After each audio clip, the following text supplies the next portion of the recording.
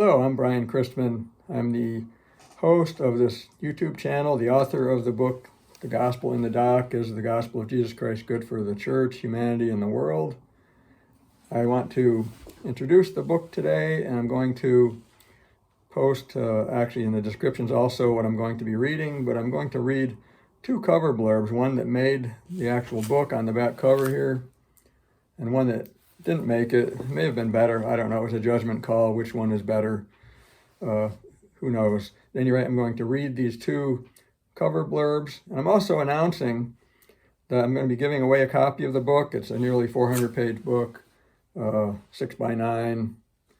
And it's going to be, when I get in, if you subscribe and keep in touch, you'll be on a list of people, and I'll make a drawing from the list of subscribers, and one of you will win a copy of the book. At any rate, hopefully that won't happen too far in the future. Maybe 100 subscribers might be the list, so you'll have a 1 in 100 chance. So at any rate, keep in touch for the details on that. So I'm going to go ahead and read these cover blurbs. I've got them on my computer screen here. That accounts for the glare in my glasses. So I apologize for that, but it's easier for me to see it and read it this way. Here's blurb number one, the one on the back cover. C.S. Lewis famously penned the phrase, God in the dock, and proposed that there was a great divide between ancient and modern humans, and that our ancestors would have rightly seen themselves in the dock before God, while we moderns have placed God there before us.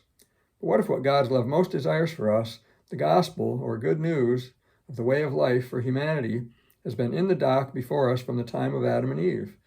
What if it is also the case that the gospel is often in the dock as though it is not good, even for the church? This book builds upon and expands the life and death stakes Lewis proposed by demonstrating that what God's love most intense for humanity, the gospel itself, has been placed in the dock by us and in many ways ruined our relationships with God, with one another, with our own selves, and even with the natural world itself, which we are meant to steward for its good. In these pages, the reader will discover why the gospel is good news, but why we so tragically default to our divisive and self-destructive ways. Now, the original synopsis was this one. The gospel in the dock, I actually think I like this better. The gospel in the dock presents a serious romp through the mysteries of God, life, and humanity as they are disclosed by the gospel of Jesus. The reader begins as a juror in a satirical trial of the gospel, and then travels back in time to observe the perfect storm of Christ's life and death to discover why Jesus' gospel and way of faith appear as foolishness to human reason. The reader travels even further back to observe the biblical characters Cain and Jonah, who by their unfaith personified secular and religious ways of life in the will to power.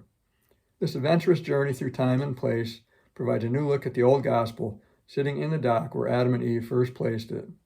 But this is no journey through the past for history's sake, for we also discover how the human community is built either by faith or the will to power, bringing human flourishing or languishing. Finally, an excursion into the perennial nature and mysteries of human existence in an unscientific exegetical postscript reveals that all people of all time continually wrestle with God and others, power and faith, to obtain the costly blessing of life. So there's a couple synopses, however you say that word, of my book. I'll post those in the description so you can read them also, ponder over them, and then please feel free to post any questions or comments regarding any of the things I said there. And I'll be posting further videos, getting into the content that'll happen in the meantime before this actual drawing begins for the free giveaway. So please subscribe, keep in touch. Good seeing you, and hope to see you again.